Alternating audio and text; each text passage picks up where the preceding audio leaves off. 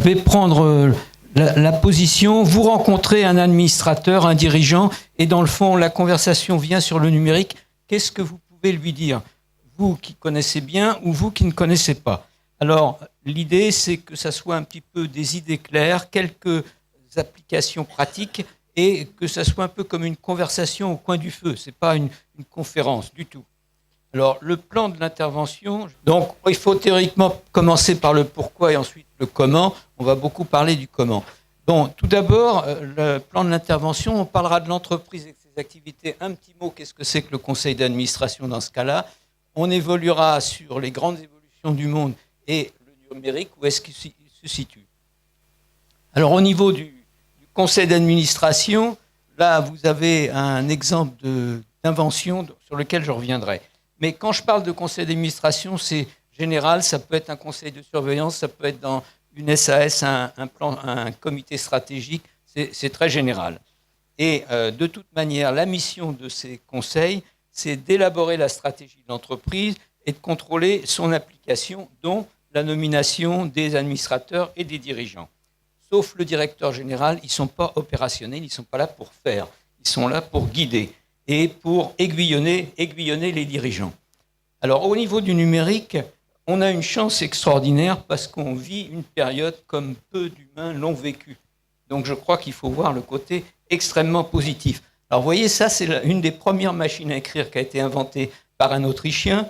Il est allé présenter ça à l'empereur, et l'empereur, c'était un mauvais investisseur, un sponsor qui n'a pas réagi, et le malheureux Autrichien, il est retourné chez lui, et il est mort dans la misère.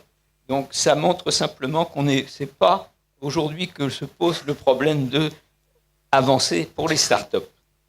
Dans le numérique, on parle beaucoup, mais il faut bien inclure les télécommunications, dont, à mon avis, on ne parle peut-être pas assez, parce que sans elles, rien de tout ce dont on parle n'existerait. Alors, moi-même, j'ai eu la chance de coordonner un ouvrage qui est collectif, qui va sortir dans la collection L'Harmattan ad valorem et qui regarde les évolutions du monde et en particulier le numérique. C'est dans ce cadre-là que je vais situer la chose. Parmi les évolutions, qu'est-ce qu'on voit? Des grandes évolutions. Il y a la démographie selon les continents. Autre élément, la globalisation et toutes les normes qui vont avec. Et là, c'est l'exemple d'une norme de fait qui a été appliquée, qui a fait que le Minitel, qui était très en avance en France, on avait 15 000 applications à l'époque, dans les années 80, qui fonctionnaient. Ça a disparu à cause des normes de fait. Donc, quand on réfléchit à l'évolution d'une société, il faut tenir compte de ces éléments. Il y a également beaucoup de liaisons entre les différentes évolutions. On a pris, par exemple, le réchauffement climatique. Bien, vous savez que maintenant, certains centres de calcul sont installés dans les pays nordiques où il fait froid pour essayer de gagner. Même Microsoft fait un essai en mettant un centre sous l'eau. Donc, ça vous montre qu'il y a une liaison entre tout cela. L'humain a beaucoup d'importance aussi, le changement démographique, le changement de mentalité. Par exemple, on voit aux États-Unis se développer beaucoup les experts indépendants et qui occupent une place importante à la place des salariés. On commence à le voir en France. J'aide une start-up Expert People qui met en place une plateforme dans ce domaine-là. Et la particularité du numérique par rapport à d'autres, c'est qu'il s'insinue absolument partout. On a besoin de l'information, donc on ne peut pas ne pas utiliser le numérique, le digital. Alors voilà, je prends un exemple très concret. Qu'est-ce qui fait que ça avance? C'est des choses un peu basiques et beaucoup, ça vous paraîtra un peu ridicule d'en parler, mais je me souviens, dans les années 66-67, avoir eu à traiter un problème d'industrie chimique pour monter une usine, ou du moins une partie d'usine d'industrie chimique. 400 tâches à répartir, et c'était avec la méthode PERT. Comment on rentrait les données à cette époque-là? On faisait taper des cartes perforées pour chacune des tâches. On les faisait lire, et ensuite, en perruque, parce que les ordinateurs de gestion, ce n'était pas trop encore scientifique, donc le samedi après-midi, je passais une après-midi pour réussir à faire tourner cet élément et d'obtenir au mieux, quand il n'y avait pas trop d'erreurs, d'obtenir le résultat sous forme d'un papier de tout listing du résultat des tâches. Et actuellement, vous rentrez vous-même les données. Vous ne les faites pas perforer par quelqu'un d'autre. Vous appuyez sur une tâche et aussitôt, vous avez tous les résultats. on voit là l'importance de la puissance machine. Au niveau de la capacité mémoire, autre élément, on voit très bien en particulier que les vidéos sont très gourmandes et que les données, on l'a vu, sont très importantes. Et je voudrais signaler que c'est des données aussi de signaux faibles. J'ai récemment entendu un exemple d'un fonds d'investissement qui regarde par les photos satellites des parkings d'une grande société de distribution américaine et qui compte le nombre de voitures. C'est un signal faible, ils calculent ensuite et ça leur donne une idée avant que la société publie des résultats sur les chiffres d'affaires. Ça leur donne des résultats, qu'est-ce que ça va être. Ça, c'est des signaux faibles et une donnée qui n'est pas disponible à tout le monde. Ça me paraît un domaine très intéressant. Évidemment, toutes ces données, on l'a vu, elles sont difficiles surtout celles qui sont grises, celles qui sont extérieures à l'entreprise, très difficiles à manier. Et là, effectivement, l'intelligence artificielle va bien. Mais, un peu par humour, je crois qu'il faut on va s'intéresser à l'intelligence artificielle tout à l'heure. Comment on peut prendre les choses? On en a parlé aujourd'hui, mais en gros, au niveau d'un conseil, on peut regarder le business comme d'habitude, et à ce moment-là, avec les nouveautés, on va chercher à les améliorer. Si la société est liée au numérique, je pense aux banques, aux télécoms, tout naturellement, c'est le boulot du conseil, il n'y a pas quelque chose de nouveau. Donc, c'est l'activité classique du conseil. Dans l'autre cas, ça va être de pousser, en particulier sur les sécurités, de pousser les opérationnels à améliorer. Mais le plus difficile, c'est quand, on l'a vu, c'est quand il faut penser à des disruptions. Et là, il y a un travail qui est beaucoup plus difficile, mais il faut le faire de manière organisée. Pour les petites entreprises, une des solutions, je connais une approche, c'est de ne pas faire appel, parce que ça coûte trop cher, à des grands consultants, mais faire un travail d'autodisruption en réfléchissant soi-même.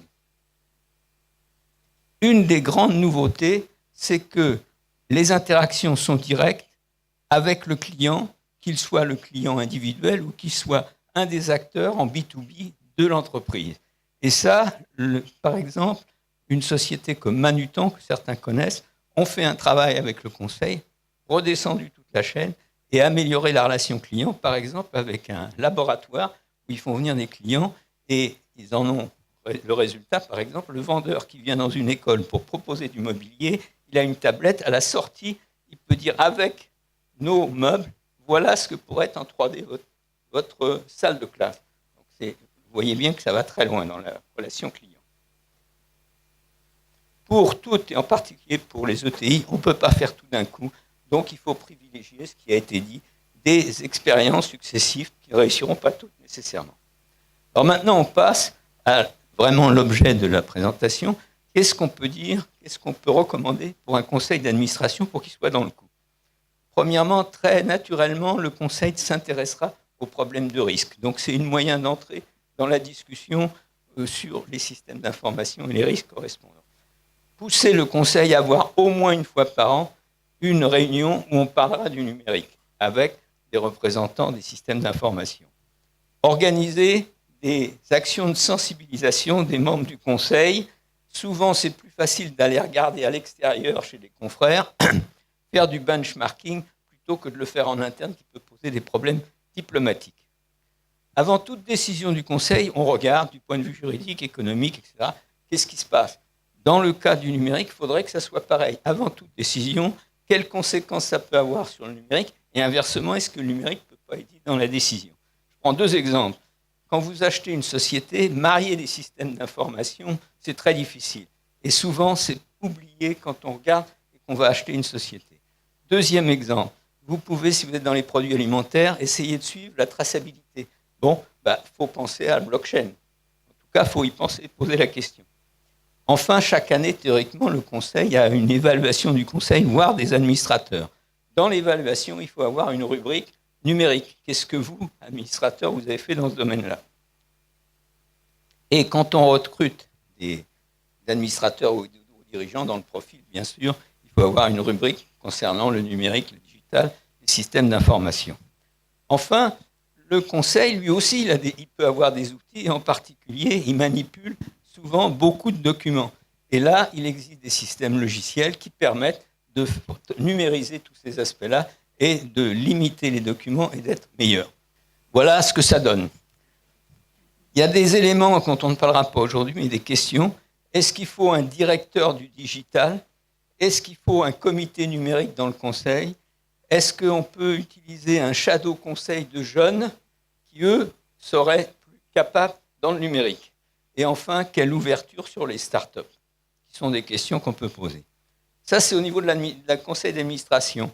Au niveau de l'administrateur, il faut l'aider, l'aider à être curieux et pas avoir de complexe pour poser des questions à ceux qui connaissent.